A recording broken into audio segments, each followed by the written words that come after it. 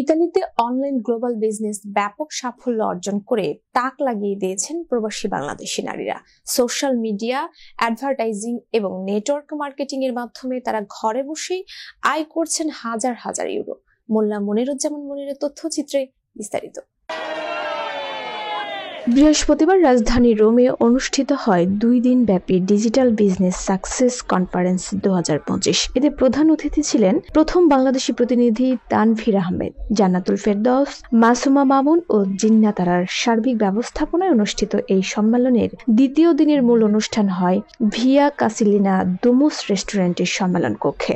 Digital business একটি আন্তর্জাতিকভাবে নিবন্ধিত, স্বচ্ছ ও বৈধ প্ল্যাটফর্ম। এটি বর্তমানে 26টি দেশে সরকার অনুমোদিত এবং বিশ্বজুড়ে 2,65,000-এরও বেশি মানুষ এই ব্যবসায় যুক্ত, যার মধ্যে 2,000-এর বেশি বাংলাদেশি সদস্য। এই সফলতা অর্জনকারীদের মধ্যে ইউরোপের সবচেয়ে এগিয়ে রয়েছেন নারী উদ্যোক্তারা। প্রবাসী নারী উদ্যোক্তা মাসুমা জানান,